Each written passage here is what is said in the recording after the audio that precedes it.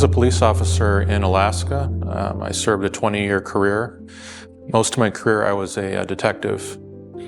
It was my dream from being probably a teenager that I wanted to be a police officer. I was drawn to that line of work.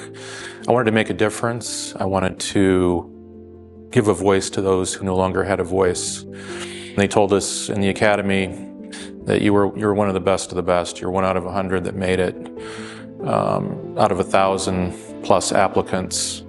To be sitting in that academy that day on the first day was an honor. And from that very first day in the academy, I decided that I wanted to be a homicide detective. That was my goal. I had always wanted to move to Alaska, and I was able to do that. And then I also had the dream of becoming a police officer. And so the two I felt would be perfect and would go hand in hand. I could live in Alaska, in a place I wanted to be, enjoy all the outdoor activities, and also serve my calling and become a police officer up there.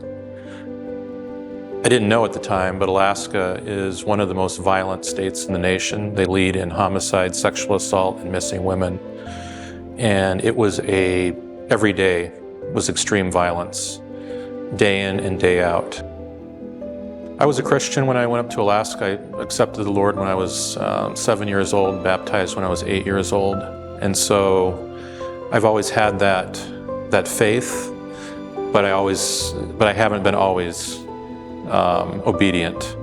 I've always wanted to do the right thing, and I've always had a heart for people, maybe not in the same way as everyone else, but deep down in me, I've always believed in justice and what that means and how important it is in a free society. So my goal from the first day in the academy was to become a homicide detective, and I plotted out a path that I thought would be the best way for me to achieve that goal. And for me, that was through training, education, and experience. We had a crime scene team, which was an additional assignment. And essentially what it was, when there was a major crime, like a homicide, for example, it was the CSI team that would go out on the ground and document and collect the evidence and work through that crime scene in tandem with the detectives. It was some of the hardest work that I've ever done because you're on call, you're out there at night, 24/7, all different kinds of weather conditions. But the biggest toll was just looking at that extreme violence and spending hours and hours and hours in that environment, in the crime scene environment, looking at and smelling and just absorbing everything that happened where you were at and what happened to another human being, and just trying to deal with that as well as do your job professionally and collect the evidence and take the photos. And this went on over and over and over again, hundreds and hundreds of crime scenes. One of the memories that I have that really impacted me, I was on the crime scene team and there was a serial killer, and he happened to kill a woman in the community, and it was a brutal case, and he ended up kidnapping her and then dumping her body in the woods, and she was found a couple months later. And so I was on that team, and we spent 2 days out there in the woods where she was found. And one of the things that I had to do, it was up close and personal, documenting that scene, and I had to lift her body for the last time from that scene, so that she could be properly taken away respectfully for further investigation. And that scene and seeing her and what had been done to her, what another human being could do to somebody, it really struck a chord with me. And it really impacted me, and it's something that I haven't forgotten. The Lord was always there, but I didn't seek Him out as I should have. What I did see, there was a spiritual aspect to it, to all those crime scenes, and it was just the expression of evil, the realization that there is true evil here on this earth. And I was able to see that firsthand, because you can talk about it, you can read about it, you can think about it, you can watch it on TV, but actually being out there in real life and seeing this battle that's going on to this day between good and evil, there is such a thing as good and evil. And when I did become a homicide detective, I did achieve my goal.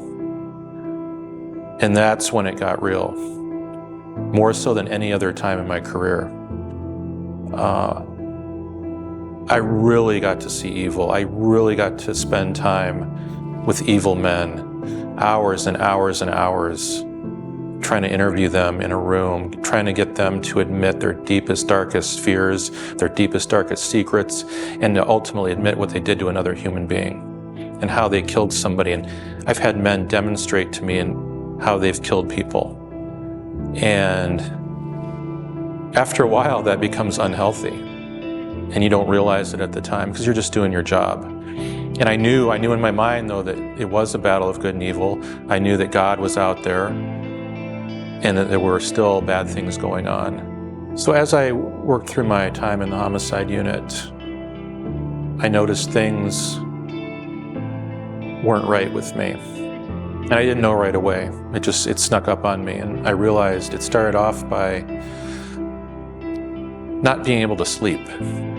I would get up at 2 in the morning and I couldn't go back to sleep. And I had to go to work the next day. And I was up for 24 hours before I could go back to bed again. And this happened over and over and over again. I just couldn't sleep right. This tremendous fear would come over me for no reason. And I would just start trembling. My hand would start just shaking for no reason.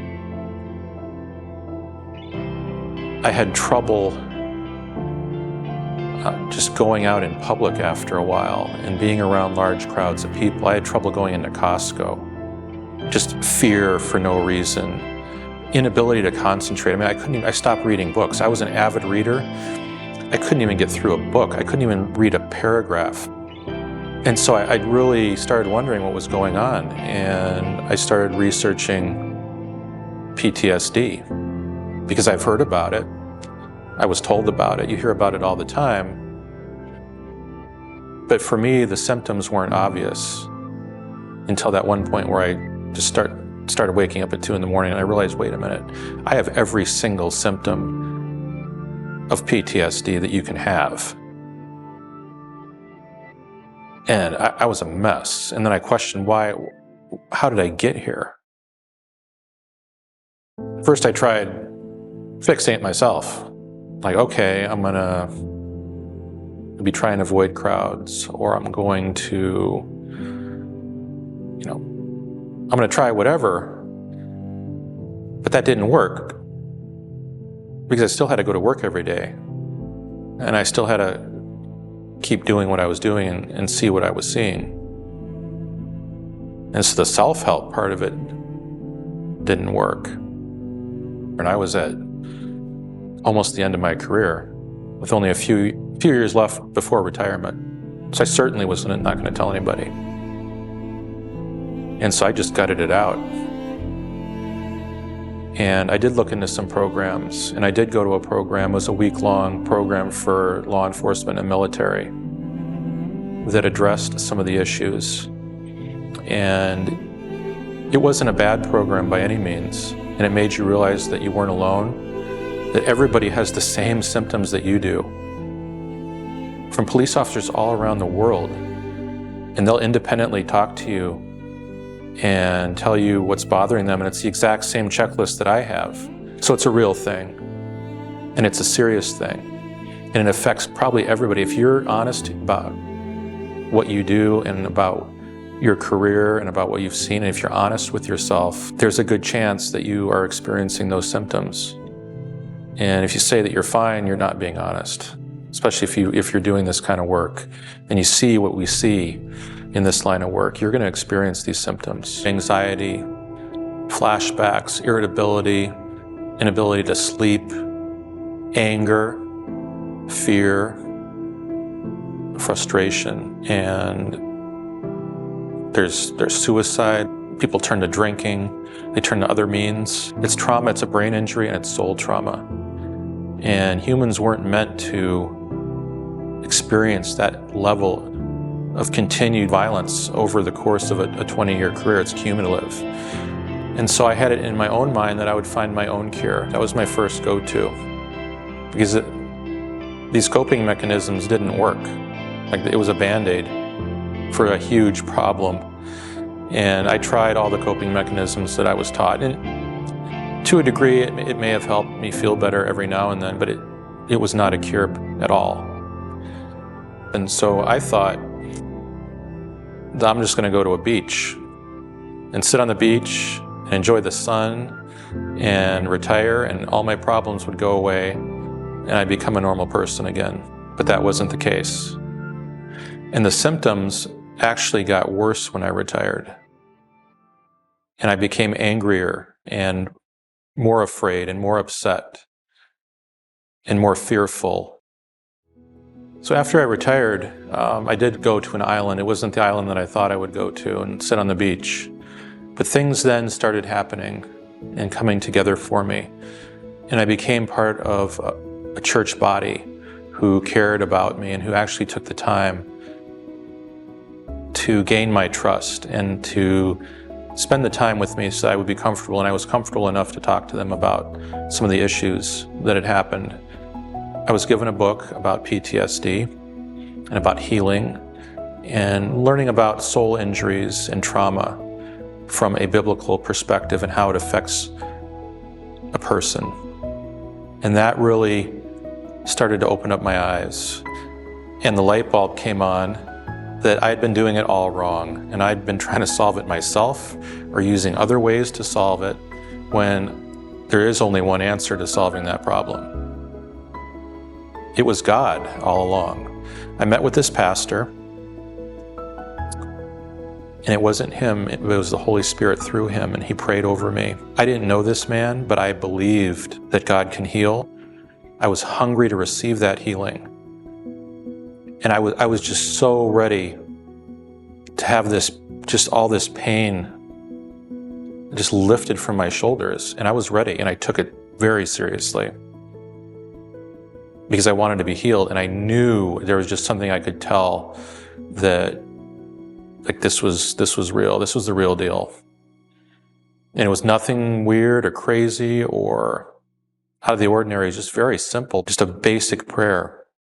But I knew the meaning of it. I knew how important it was, and that's why I had a tremendous reverence and respect for that moment. So a couple days go by, and maybe by day 2, I start to feel a little different. My mind, when I wake up, is clear. I can actually think like normally, like I used to. And I'm just feeling better. And I had chronic nerve pain because of this. In my leg, I could barely walk at times. And soon thereafter, I knew, and I had no symptoms. I was healed completely. And I knew, and my mind was clear, and I was able to start doing some of the things that I used to do that I couldn't do. And even like a month ago, I read my first book, and I just devoured it within a day. And I hadn't done that in years. So I knew, and it was a miracle.